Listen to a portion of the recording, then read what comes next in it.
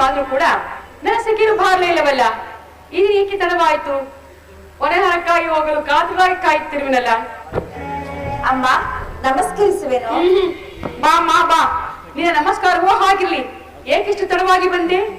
ಅಮ್ಮ ನನ್ನ ಕಷ್ಟ ನಿನಗೇನು ತಿಳಿಯುವುದು? ಅಯ್ಯೋಯ್ಯೋ ಪಾಪ, ಅಂದ ಕಷ್ಟವೇನಮ್ಮ ನಿನಗೆ? ಅದು ಮದುವೆಯಾದವರಿಗೆ ಮಾತ್ರ ತಿಳಿಯುತ್ತದೆ. ನಿನಗಾದರೂ ಲಗ್ನವಿಲ್ಲ, ಏನೂ ಇಲ್ಲ. ನಿನಗೆ ತಾನೇ ನನ್ನ ಕಷ್ಟ ಅರ್ಥವಾಗಬೇಕು. ಹೋಗಲಿ ಬಿಡು, ಆ ನಿನ್ನ ಕಷ್ಟವೇನೆಂದಾದ್ರೆ ಹೇಳಿಬಿಡು.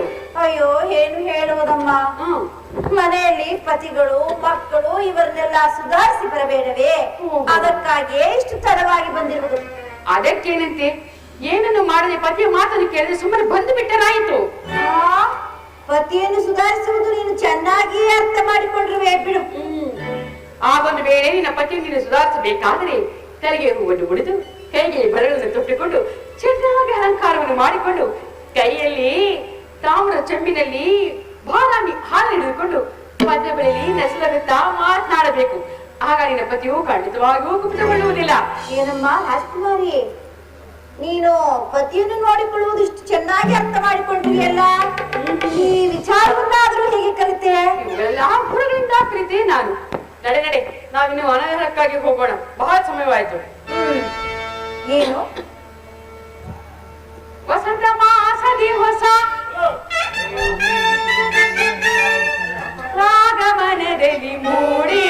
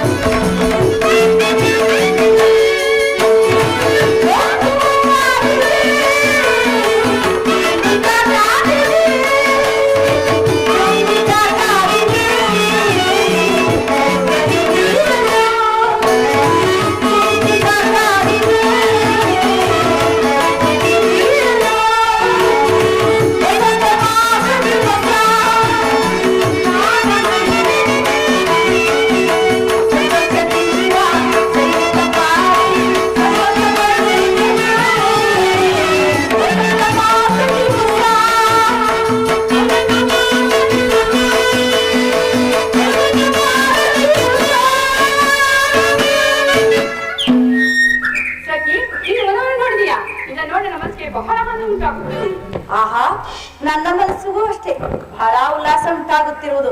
ಅಮ್ಮ ನಡೆ, ನಿಮ್ಮ ತಂದೆಯವರು ಹೇಳಿ ಕಳಿಸಿರೋರು, ಅಲ್ಲಿಗೆ ಹೋಗೋಣ. ಆಹಾ ಸಖಿ, ನಾನು ನಿನ್ನಲ್ಲಿ ಒಂದು ಗುಪ್ತವಾದ ವಿಚಾರ ತಿಳಿಸಬೇಕಿದ್ದಿರುವುದು, ಆದ್ರೆ ನೀನು ಯಾರನ್ನು ಕೂಡ ಹೇಳಬಾರದು. ಅಂತಹ ವಿಚಾರವಾದರೂ ಏನಮ್ಮ? ಯಾರಿಗೂ ಹೇಳುವುದಿಲ್ಲ ತಾನೇ? ಇಲ್ಲ ಇಲ್ಲ, ಖಂಡಿತವಾಗಿಯೂ ಹೇಳುವುದಿಲ್ಲ.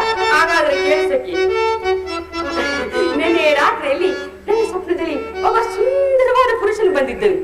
ಆತನನ್ನೇ ನಾನು ಕೈದಂತೆ ಸ್ವಪ್ನವನ್ನು ಕಂಡ ಸಖಿ.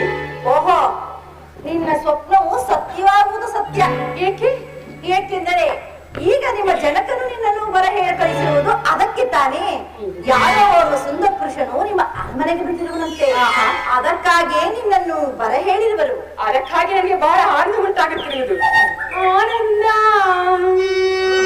ಆನಂದ ಆನಂದ ಸೊಬಗಿನ ಸುಂದರ ಜೀವನ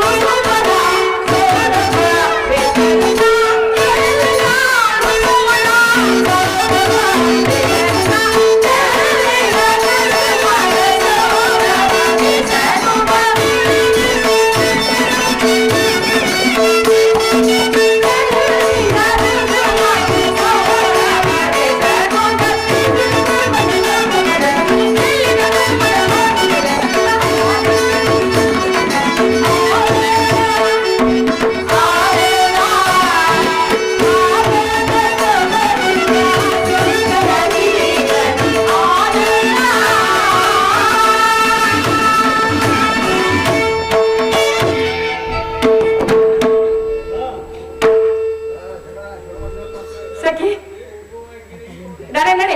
ನಮ್ಮ ತಂದೆಯವರು ನನಗೋಸ್ಕರವಾಗಿ ಕಾಯುತ್ತಬೇಕೆ ತೋರ್ತಿದ್ದು. ನಾವಿನ್ನು ಹೋಗಿ ಬರೋಣ. ಆಹಾ, ಎಲ್ಲೋ ಲೋಲನ್ ಕರ್ಕೊಂಡ್ ಬಾ ಅಂತ ಹೋದೆ, ಹೇಳ್ ಕಳಿಸ್ದೆ, ಎಲ್ಲೋ ಅಂತ ಗೊತ್ತಿಲ್ವಲ್ಲ. ಈ ಹುಡುಗಿಯರು ಸ್ವಲ್ಪನೂ ಜವಾಬ್ದಾರಿ ಇಲ್ಲಪ್ಪ. ಇವು ನನ್ನ ಮಗನ್ ಒಂದ್ ಕಡೆ ತೊಂದ್ರೆ ಆದ್ರೆ